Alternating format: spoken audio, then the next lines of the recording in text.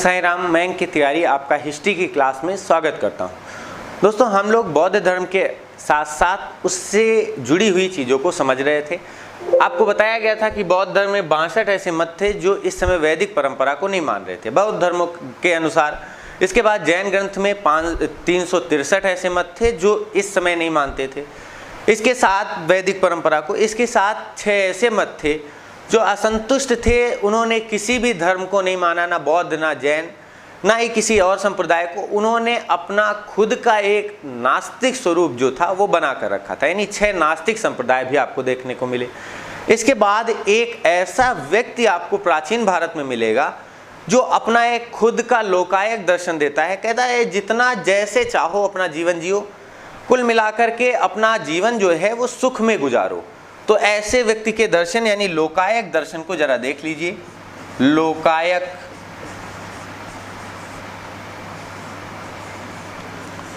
दर्शन, इस दर्शन के जो प्रवर्तक हैं वो चार्वाक हैं। चार्वाक हैं।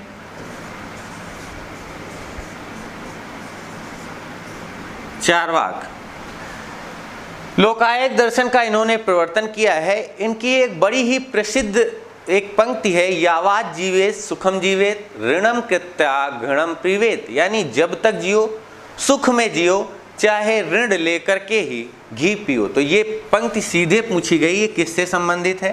तो चार्वाक ने दी है, ऋणम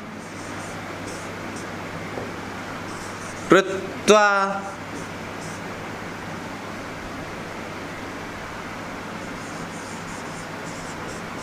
घृणम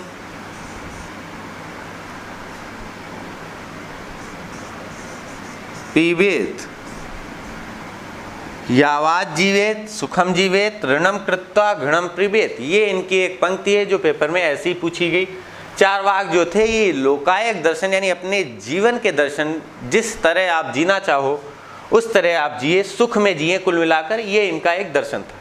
तो इस तरह करके ये वैदिक परंपरा से असंतुष्ट कुल 4 प्रकार के आपको मत मिले। बौद्ध मत के अनुसार 62 आपको ऐसे मिलेंगे जो असंतुष्ट थे।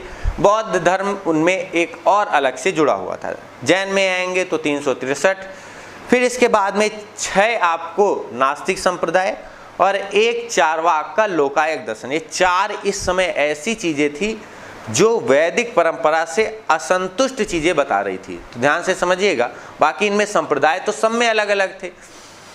फिर इसके बाद अब बारी आती है इनमें से कह सकते हैं सबसे प्रसिद्ध और महत्वपूर्ण टॉपिक, महात्मा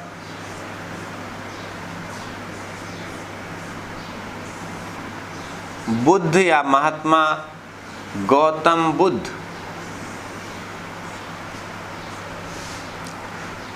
महात्मा गौतम बुद्ध समझिएगा,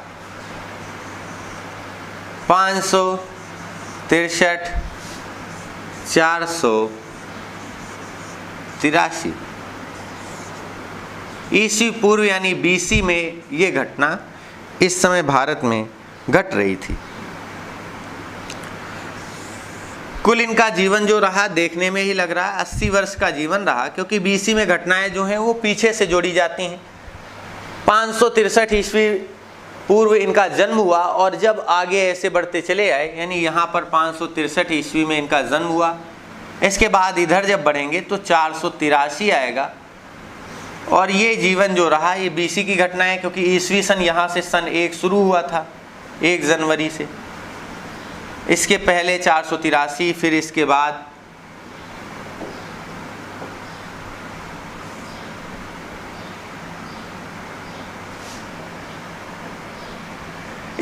फिर 563 आएगा।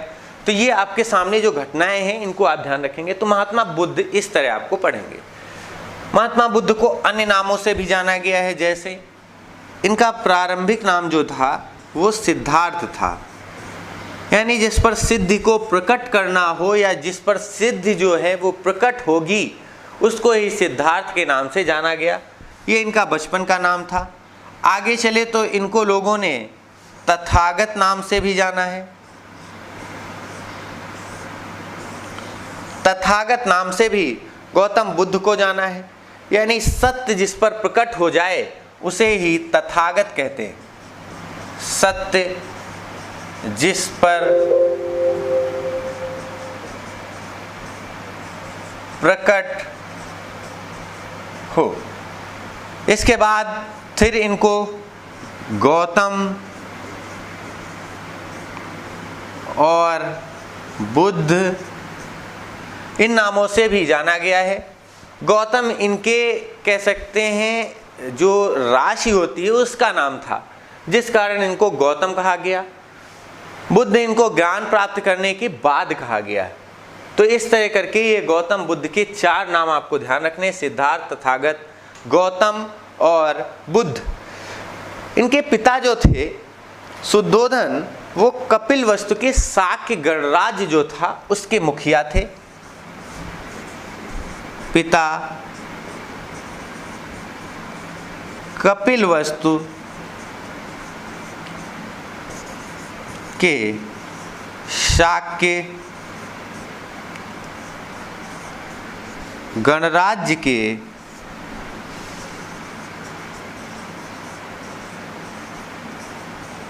मुखिया थे। ये जो गणराज्य था, पेपर में पूछा गया किस, ये गणराज्य जो था ये किस महाजनपद के अधीन आता था, तो कौशल महाजनपद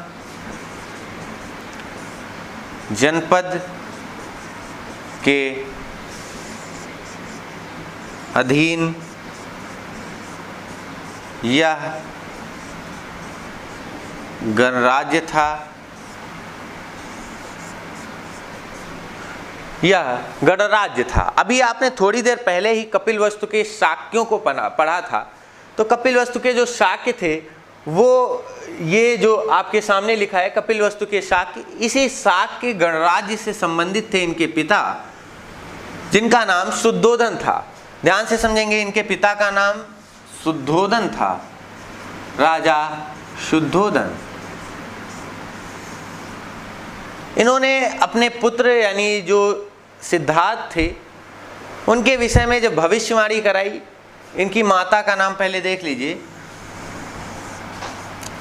इनकी माता, इनको माया देवी या महामाया के नाम से जानते हैं। माया देवी या महामाया के नाम से जानते हैं।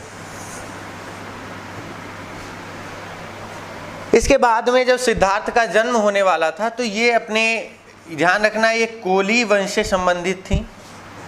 कोली गणराज्य की ये कन्या थी,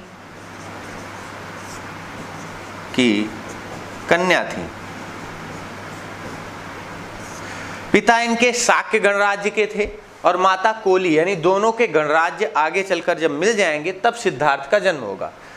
कहा जाता है कि जब इनकी माता यानी मायके जा रही थी तो वहीं रास्ते में ही नेपाल की तराई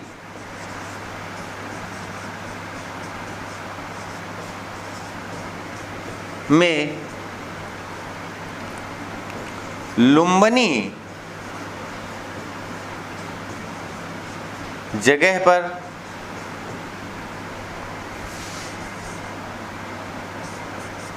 सिद्धार्थ का जन्म हुआ। सिद्धार्थ का जन्म हुआ।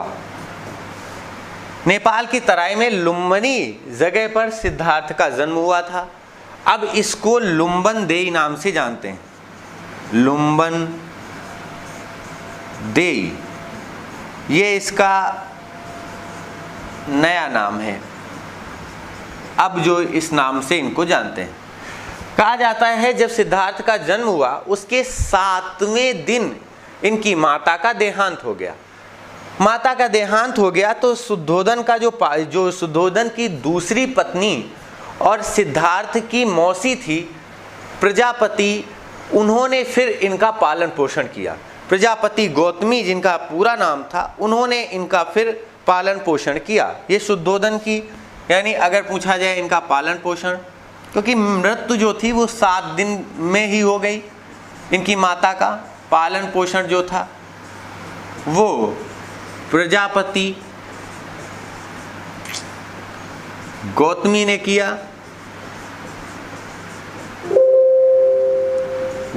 किया, ये इनकी मौसी और जो शुद्धोदन थी उनकी दूसरी पत्नी थी, महारानी प्रजापति गौतमी। इसके बाद जब सिद्धार्थ धीरे धीरे बड़े हुए तो इस स्वभाव से ही बड़े उदार थे। उदारता के कारण इनकी कई सारी घटनाएं चर्चित हैं। जैसे जब इनको घुड़दौड़, क्योंकि एक राजा कह सकते हैं, राज्य के पुत्र थे, इनके पिता शुद्धोदन एक राजा थे, इनके कोई और दूसरी संतान भी नहीं थी, सिर्फ एकमात्र सिद्धार्थ ही संतान थी। इनके विषय में बहुत सारी घटनाएं प्रचलित हैं। कहा जाता है जब ये घुड़दौड़ होती थी तो इनको इनके पिता घोड़े पर बिठा देते थे, लेकिन इनके दूसरे भाई, चचेरे भाई अक्सर जीत जाया करते थे, जिनमें देवदत्त का नाम बहुत फेमस है, उसको विजय मिल जाती थी या अन्य भाइयों को मिल जाती थी। ये इसलिए हार जाते थे क्योंकि घोड़ा हाँफने लगता था। इसके साथ साथ ये घटनाएं आपने और पढ़ी होंगी कि आपने देखा होगा एक पंछी को जब देवदत्त तीर मार देता है, चचेरा भाई एक हंस को तीर मार देता है, उस तीर को निकालकर उस हंस की रक्षा की थी सिद्धार्थ ने। तो इस तरह की जो घटनाएं थी ये आपको देखने को इसी समय मिलेंगी।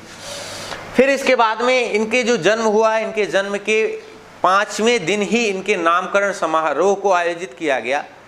तो ऋषि जो दृष्टा थे उन्होंने एक भविष्यवाणी की कि या तो ये जो पुत्र है, ध्यान रखना शुद्धोदन के जो कुल गुरु थे वो ऋषि दृष्टा थे। ऋषि दृष्टा ने एक भविष्यवाणी की कि ये जो सिद्धार्थ नाम का आपका बेटा है इस पर सिद्धियां प्रकट हुई हैं, इस कारण ये पुत्र या तो बहुत ही अच्छा राजा बनेगा या फिर एक विश्व प्रसिद्ध सन्यासी बनेगा। दूसरी बात सुनते ही शुद्धोदन के मन में एक भ्रम हो गया कि कहीं ऐसा तो नहीं हमारा एक ही बेटा है और वो भी वैराग्य को चला जाए, इसलिए उन्होंने हर ऋतु के अनुसार अपने महल बनवा दिए। ठंड के अनुसार अलग, गर्मी के अनुसार अलग, बारिश के अनुसार अलग, इस तरह करके उन्होंने हर ऋतु के लिए अलग अलग महल बनवा दिए। सिद्धार्थ को सारे सुख थे। 16 वर्ष की अवस्था जब हुई सिद्धार्थ की तो इनकी यशोधरा नाम की एक कन्या से विवाह कर दिया गया। 16 वर्ष की अवस्था में यशोधरा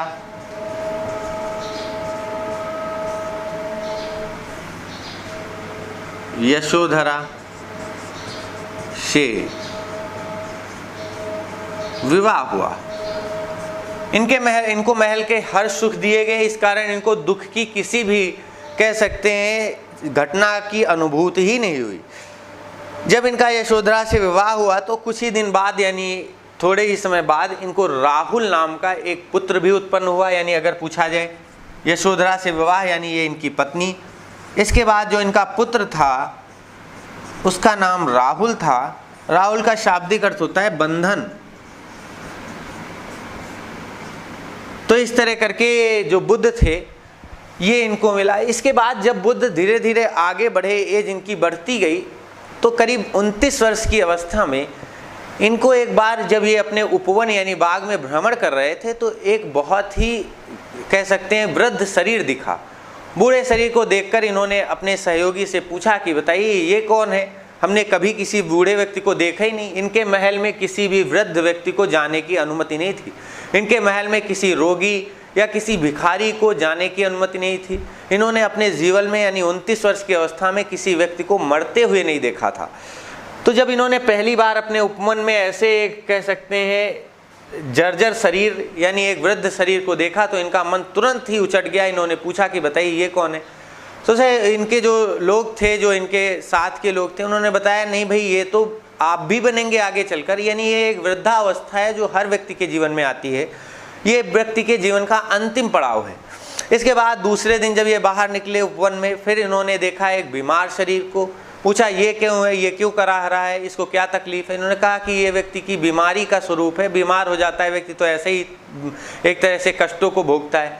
तीसरे दिन जब ये गए तो इनको एक मृत कह सकते हैं लोग बांधकर उसे ले जा रहे थे, एक डेड बॉडी को। उसको देखकर इन्होंने पूछा तो इनको पता चला कि भाई ये भी जीवन का एक सत्य है, सभी लोग मरते हैं। इसके बाद जब अंतिम दिन ये गए तो इनको एक सन्यासी मिला, फकीर, जो किसी भी घटना से एकदम कह सकते हैं मुक्त था। उसको देखते ही इन्होंने पूछा कि ये क्यों इतना खुश प्रसन्नचित है। तो उन्होंने कहा इसने सन्यास धारण कर लिया है, इसने वैराग्य ले लिया है, इसको अब जीवन के किसी भी चरण से या किसी भी भाग से कोई मतलब नहीं है। तो इन्होंने फिर ये घटना देखकर 29 वर्ष की अवस्था में, याद रखना किस वर्ष, यानी अपने जीवन के 29 वर्ष की अवस्था में गृह त्याग दिया। 29 वर्ष की अवस्था में इन्होंने गृह त्याग दिया। इस घटना को महाभिनिष्क्रमण कहते हैं। ये घटना पूर्णिमा के दिन घटी थी, या यानी लिख लीजिएगा, गृह त्याग की घटना जो है उसे क्या कहते हैं, गृह त्याग। 29 वर्ष की अवस्था में इन्होंने अपना घर जो था वो त्याग दिया, और इस घटना को बौद्ध ग्रंथों में महाभिनिष्क्रमण नाम से जाना गया, कहा जाता है। महाभिनिष्क्रमण इस घटना को कहा जाता है। तो इस तरह करके बुद्ध ने अपना 29 वर्ष की अवस्था में गृह त्याग दिया। गृह त्याग के अपने घर से जब बाहर निकले तो कई सारी कह सकते हैं घटनाएं हैं। इसके बाद इन्होंने आलार कलाम नाम के एक ऋषि से सांख्य दर्शन सीखा है। अब इनके जरा गुरुओं के नाम देख लेंगे। सांख्य दर्शन, ये इन्होंने आलार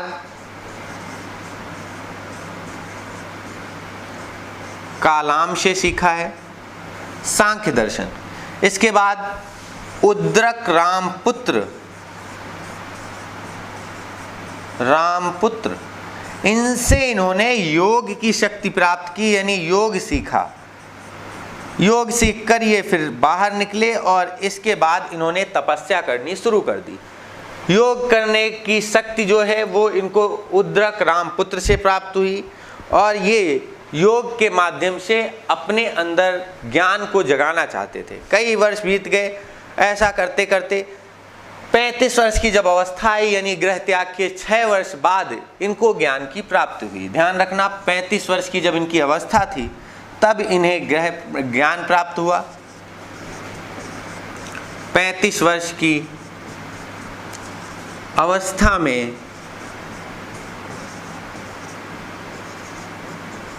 ज्ञान प्राप्त हुआ। ज्ञान प्राप्त होने के लिए इन्होंने बहुत सारे कष्ट सहे। इन्होंने पहले शुरुआत में तिल खा करके अपना योग सिद्ध किया, लेकिन कोई खास फायदा नहीं मिला। कई ऐसा होता था कभी कभी कि ये भोजन करना एकदम बंद कर दिए, शरीर सूख गया एकदम। लेकिन एक बार इनको ये अनुभूत हुई कि ईश्वर को, यानी अगर ज्ञान को प्राप्त करना है तो शरीर को कष्ट देकर नहीं, हम ऐसे भी योग को प्राप्त कर सकते हैं, बुद्धि यानी ज्ञान को प्राप्त कर सकते हैं। फिर उन्होंने आम जीवन जीना शुरू कर दिया और 35 वर्ष की अवस्था में इनको ज्ञान की प्राप्ति हुई। ये जो ज्ञान की प्राप्ति हुई है ये बोध गया बिहार में इनको उरी वेला जगह जो है वहाँ से प्राप्त हुई। ध्यान रखना, इस जगह का नाम याद रखना, उरु वेला। इसको बोध गया या गया के नाम से भी जानते हैं, बोध गया या गया, ये दोनों ही जगह बिहार में पड़ती हैं। बिहार में यहाँ इनको ज्ञान की प्राप्ति हुई। यह घटना महाबोधि कहलाती है। यह घटना जो है बोध गया की जो घटना है जिसमें इनको ज्ञान प्राप्त हुआ वो महाबोधि कहलाती है। बुद्ध के जीवन से जुड़ी हुई जो घटनाएं हैं इनके नाम जरूर याद रखना। पूछ देगा बताओ महाबोधि क्या है, तो बुद्ध को ज्ञान प्राप्त हुआ वो महाबोधि कहलाया। पीपल के वृक्ष के नीचे एक निरंजना नदी है, उसके तट पर ये बैठे योग कर रहे थे। उसी समय वैशाखी पूर्णिमा का दिन था और इन्हें ज्ञान प्राप्त हो गया था। ध्यान से सुनिएगा, पीपल का वृक्ष, पीपल के वृक्ष के नीचे बैठे थे। पीपल के वृक्ष के नीचे इनको ज्ञान प्राप्त हुआ। नदी का नाम पूछा जाता है तो निरंजना नदी का तट था। निरंजना नदी के तट पर। इसके बाद में पूछा जाता है वो दिन कौन सा था, तो वैशाखी पूर्णिमा का दिन था जब इन्हें ज्ञान की प्राप्ति हुई थी। वैशाखी पूर्णिमा के दिन इन्हें ज्ञान की प्राप्ति हुई थी। इसके बाद ये चले गए फिर सारनाथ। यहाँ पर अपने ही 5 पहले मित्रों को भाषण दिया है, जिसे आप उपदेश भी कह सकते हैं। ये जो उपदेश हैं यही धर्मचक्र परिवर्तन कहलाते हैं। सारनाथ में इन्होंने मृगदांव या ऋषि पत्तन जिसे कहते हैं उनको ही अपना पहला उपदेश दिया है। सारनाथ में मृगदांव ऑब्लिक ऋषि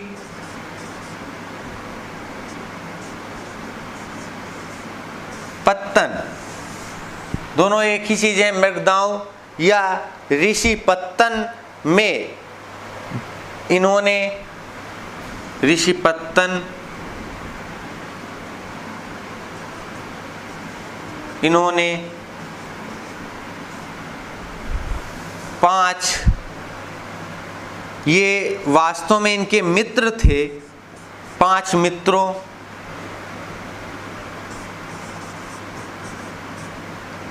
या 5 ऋषियों को इन्होंने पहला उपदेश दिया। ऋषियों को अपना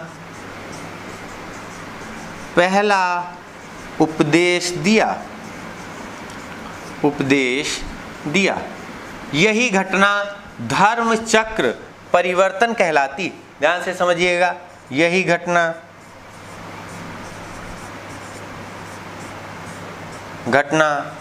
धर्म चक्र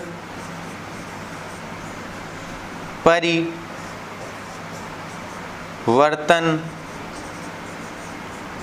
कहलाती है। यही घटना धर्म चक्र परिवर्तन कहलाती है। ये वही 5 ऋषि हैं। जब महात्मा बुद्ध योग कर रहे थे तो इन्होंने ही बुद्ध को बताया था कि योग करते करते तुम भूल जाना कि तुम्हें खाना भी है, तुम्हें पीना भी है। गौतम बुद्ध इन 5 ऋषियों की कह सकते हैं बातों में मान गए और फिर इन्होंने ऐसा ही किया। लेकिन बाद में इनको एक दिन समझ में आया कि भूखे रह करके या ईश्वर को इस रूप में पाना बहुत कठिन है और मिल भी जाए ये कोई ज़रूरी नहीं। तो इन्होंने सामाजिक जीवन जीना शुरू किया, यानी भिक्षा मांगकर भोजन कर लेते थे और फिर योग कर लेते थे। तो इस तरह इनको ज्ञान प्राप्त हुआ और जब बुद्ध को ज्ञान की प्राप्ति हुई तो उन्होंने पहले इन 5 अपने मित्रों को ही ज्ञान दिया है, पहले उपदेश दिया है। जैसे आज आप सोचिए, आप कंपटीशन की तैयारी कर रहे हैं, आपका पीसीएस में सिलेक्शन हो जाता है, आप फिर बन के आगे टीचर बनते हैं, तो आप उन स्टूडेंट को, अपने उन सहपाठियों को ही पहली बार पढ़ाएं जो आपके साथ पढ़ रहे थे। अब तो आपको उनको पढ़ना ही पड़ेगा क्योंकि आप एक अधिकारी हैं, उनको विश्वास भी है कि आप सिलेक्टेड हैं, तो आप उन्हें पढ़ा भी सकते हैं। तो इस तरह की जो घटना है यही धर्मचक्र परिवर्तन कहलाई।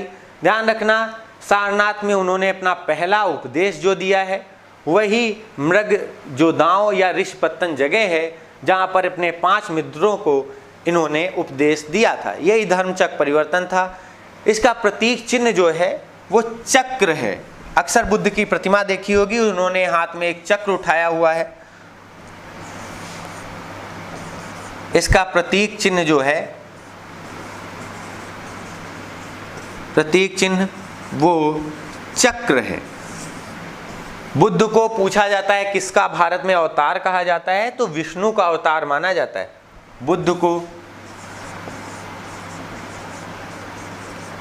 बुद्ध को भगवान विष्णु का अवतार माना जाता है। भगवान विष्णु का अवतार माना जाता है, अवतार माना जाता है।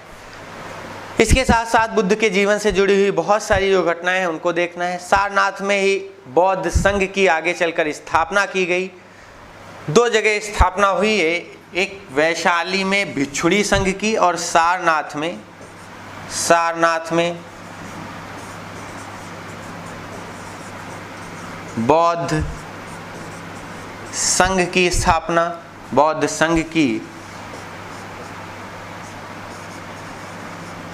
स्थापना हुई। इसके बाद वैशाली में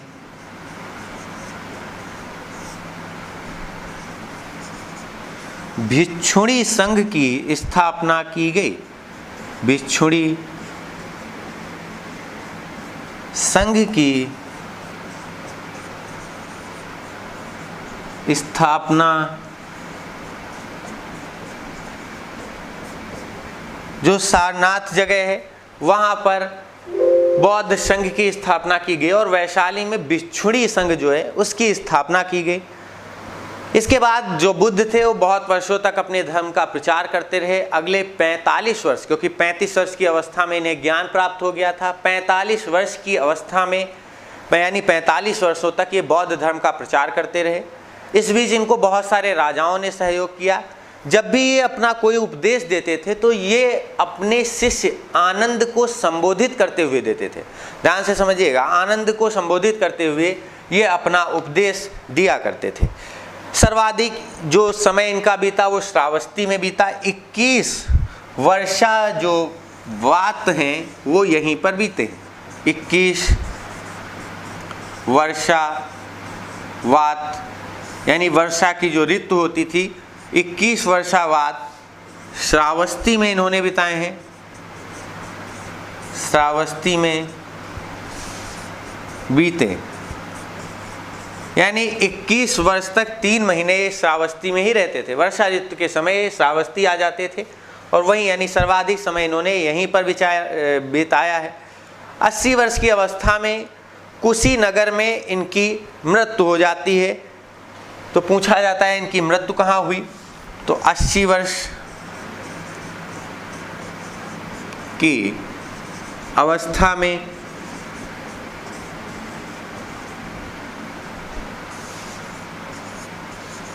कुशीनगर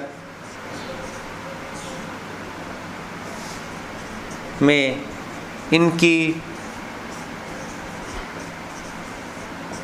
मृत्यु हो गई। बौद्ध ग्रंथों में इस घटना को महापरिनिर्वाण कहा गया। यह घटना बौद्ध ग्रंथों में महापरिनिर्वाण कही गई।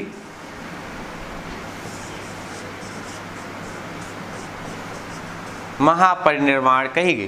कहा जाता है इन्हीं के एक शिष्य ने खीर में इनको कुछ ऐसा खिला दिया था जिस कारण इनकी मृत्यु हो गई थी। उस ऋषि का नाम, जो एक व्यक्ति था, कुंडा था। उसने इनको एक जहर टाइप का कह सकते हैं खिला दिया। इसके बाद उसको बहुत मतलब एक तरह से सामाजिक अपयश मिला।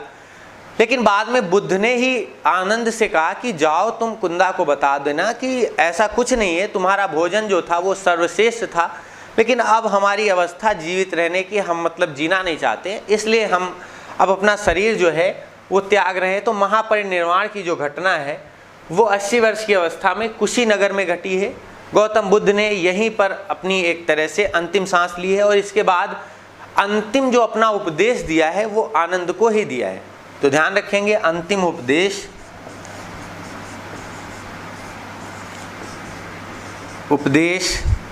कुशीनगर में आनंद को दिया। कुशीनगर में आनंद को दिया। तो इस तरह करके ये गौतम बुद्ध का एक अपना जीवन काल था। इन्होंने बहुत सारे जो इनके कह सकते हैं उपदेश थे, इस अंतिम उपदेश में ही आनंद को इन्होंने बताया कि जो कह सकते हैं हमें जहर दे रहा है उस व्यक्ति के प्रति भी ये कतई ईर्ष्या नहीं रख रहे हैं या उसको गलत नहीं समझ रहे हैं। इसके साथ इसी समय अंतिम उपदेश में ही इन्होंने आत्मदीपो भव यानी आत्मा दीप, अपना दीपक स्वयं बनो, ऐसा उपदेश इन्होंने आनंद को दिया था। तो पूछा जाता है आत्मदीपो भव ये किसका उपदेश है? आत्मदीपो भव ये बुद्ध ने आनंद को बताया था, यानी बुद्ध का ये उपदेश है जो इन्होंने अंतिम बार यानी अंतिम उपदेश में दिया था। बुद्ध ने आम जनमानस तक पहुंचने के लिए बहुत ही कह सकते हैं वैज्ञानिक रणनीति। बुद्ध जानते थे कि अगर आम जनमानस तक पहुंचना है तो एक ही उपाय है कि लोगों तक पहुंचने के लिए भाषा, जो वैदिक भाषा है वो बहुत कठिन है, आज की भाषा को कुछ सरल बना दिया जाए। तो इन्होंने वैदिक संस्कृत के स्थान पर पाली नामक भाषा, यानी पूछा जाए बौद्ध धर्म की भाषा क्या है,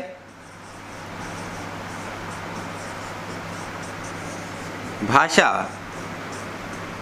तो पाली भाषा जो है ये संस्कृत का ही एक सरल रूप है जो बाद में सामने आया बौद्ध धर्म के समय। तो बुद्ध ने इस भाषा का प्रयोग किया और एकदम कह सकते हैं आम जनमानस तक पहुंचने का पूरा इन्होंने इस भाषा के रूप में प्रयास किया। बुद्ध ने किसी भी कर्म कांड को नहीं माना, ना ही वो आत्मा को मानते हैं, ना परमात्मा को। यज्ञ, बलि और कर्मकांड पर तो उनका बिल्कुल भी विश्वास नहीं था। तो ध्यान रखेंगे, आत्मा, परमात्मा, बलि, यज्ञ और किसी भी प्रकार के कर्मकांड पर, यानी कर्मकांड पर बुद्ध को विश्वास नहीं था। पूछा जाता है इनमें से कौन सी ऐसी चीज है जो बौद्ध धर्म के द्वारा अस्वीकार कर दी गई, तो दे देंगे ऑप्शन में कौन सी चीज स्वीकार की गई। तो ध्यान से समझिएगा, ये लोग बौद्ध धर्म के लोग सिर्फ कर्म और पुनर्जन्म को मानते थे। ध्यान से समझिएगा, बुद्ध ने कहा कि सिर्फ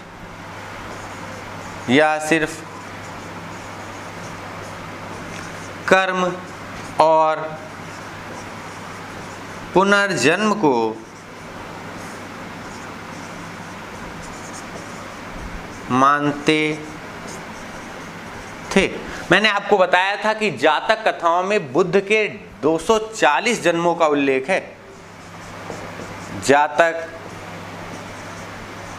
कथाओं में बुद्ध के पूर्व जन्म का उल्लेख है। बुद्ध के पूर्व जन्मों का उल्लेख है, यानी बौद्ध धर्म जो है वो पुनर्जन्म को मानता है। जातक कथाओं में ऐसा बताया भी गया है कि बुद्ध ने कीड़े मकोड़े से लेकर किस तरह इंसान का जो शरीर है व्यक्ति का वो पाया है। तो सिर्फ कर्म और पुनर्जन्म पर बौद्ध धर्म विश्वास करता है।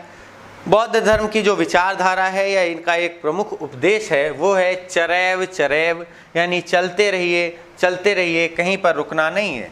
तो चरैव चरैव इनका प्रमुख उपदेश है। चरैव चरैव बौद्ध धर्म का प्रसिद्ध